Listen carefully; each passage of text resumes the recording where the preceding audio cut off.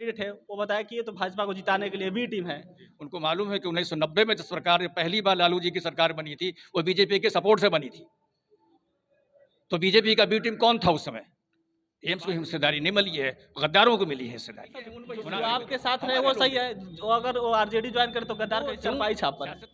क्योंकि चुनाव चिन्ह तो पतंग है। गोपालगंज में उपचुनाव है और इस समय चर्चा उस लेवल पे है कि यहाँ से कौन फैक्टर बन रहा है, और इसलिए जब यहाँ का से कैंडिडेट एमआईएम का भी है तो ये जिक्र होना लाजमी हो जाता है कि क्या वो महागठबंधन के कैंडिडेट के लिए, प्रत्याशी के लिए मुश्किलें खड़ा करेंगे। क्योंकि महागठबंधन के जो यहाँ प्रत्याशी है मोहन प्रसाद गुप्ता, उनका कल प्रचार करने यहाँ पे तेजस्वी यादव आए थे, और जो पहला आरोप उनका था कि जो यहाँ से कैंडिडेट है अब्दुल सलाम साहब, वो भाजपा के बी टीम है।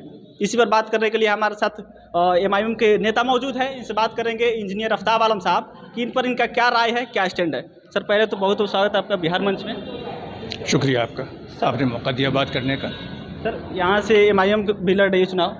सर पहला सवाल ये है कि एमआईएम का जो कैंडिडेट है अब्दुल सलाम साहब, वो चरपाई छाप पर है, क्योंकि चुनाव चिन्ह तो पतंग है। देखिए, प्रशासन की कहीं ना कहीं जानिबदारी की वजह से टेक्निकल पॉइंट्स पर उन्होंने जो है हमारा वो चिन्ह जो था पतंग छाप उसको नहीं दिया। ये कहीं ना कहीं उसमें उनकी जानिबदारी रही है और ये हमारे साथ जुल्म हुआ है।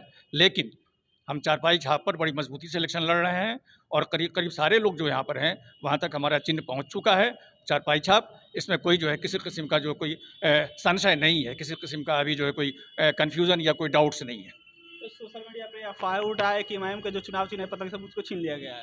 नहीं, जैसे कहा नहीं कि टेक्निकल पॉइंट्स पर, टेक्निकल पॉइंट्स चूँकि इलेक्शन बैक ऐलान हुआ इसका, तो टेक्निकल पॉइंट्स पर जो प्रशासन है वो, चूँकि इलेक्शन कमीशन है आज़ाद ज़रूर, लेकिन है ना प्रशासन के अंदर ही, प्रशासन का ही कोई ना कोई आदमी उसका इलेक्शन कमीशन है। तो इलेक्शन कमीशन ने कहीं ना कहीं टेक्निकल पॉइंट्स पर हमारे चिन्ह को नहीं दिया है।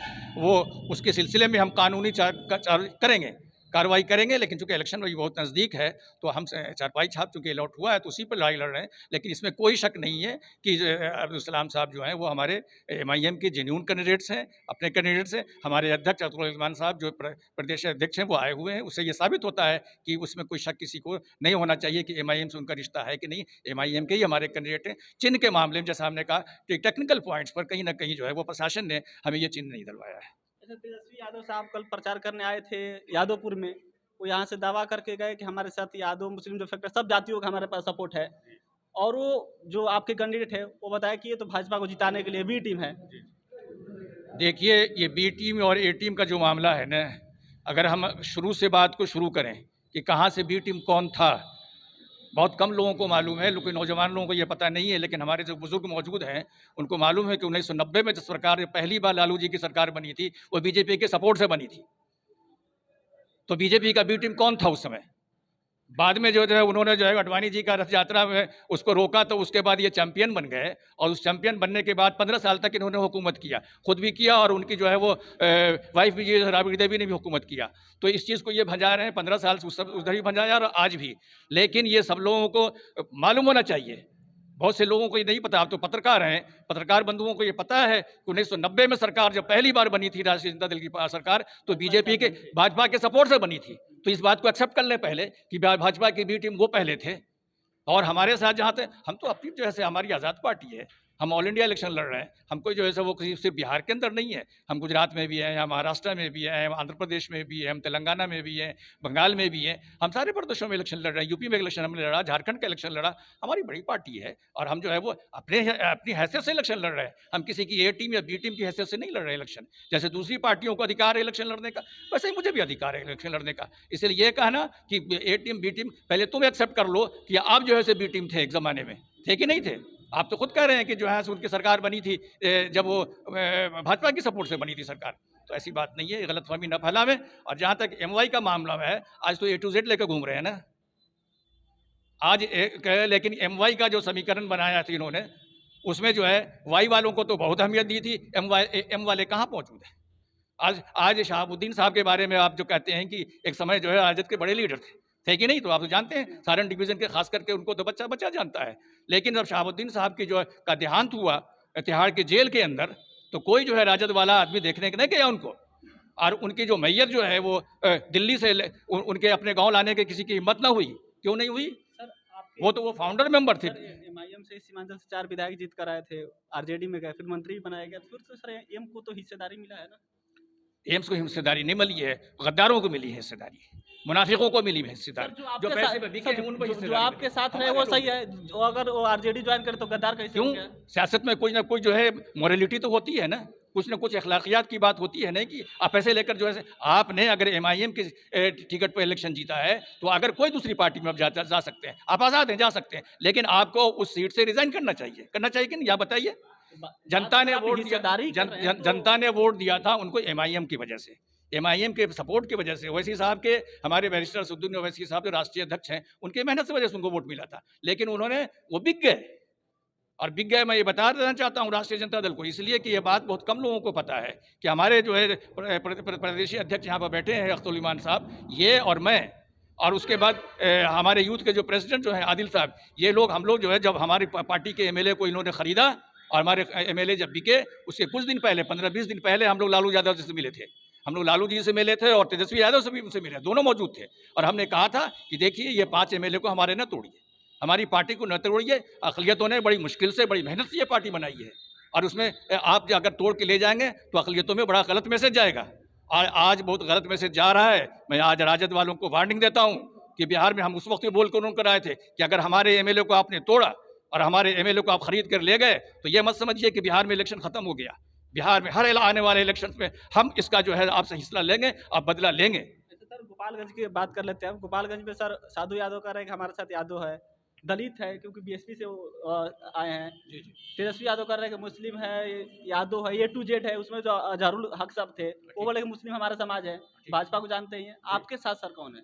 हमारे साथ सारी जनता है, हमारे साथ दलित हैं, पीड़ित हैं, हमारे साथ अक़लियत के लोग हैं, हमारे पिछड़े के लोग हैं, हमारे सारे लोग हैं, सारे लोग हमारे साथ हैं। एमआईएम किसी एक कौम या एक बिरादरी की पार्टी नहीं है, और एमआईएम आई ही है इसलिए कि सारे लोगों को जोड़ें और एक प्लेटफॉर्म पर लाएं और उसके बाद अपने हक हुकूक के लिए जद्दोजहद करें, इसलिए एमआईएम आई है। एमआईएम यहाँ पर बिहार के कम से कम मैं तो जानता हूँ ये इतिहास है कि जात पात की बुनियादों पर यहाँ इलेक्शन लड़ा गया, या बिरादरी की बुनियाद पर इलेक्शन लड़ा। आज बिहार का पिछड़ापन देख लीजिए, आज बिहार की परिस्थिति देख लीजिए कि आज सारे देश में ये मशहूर है कि बिहार में जब भी इलेक्शन होता है तो जात पात पर होता है, लेकिन जात पात पर इलेक्शन करके हमने क्या हासिल किया?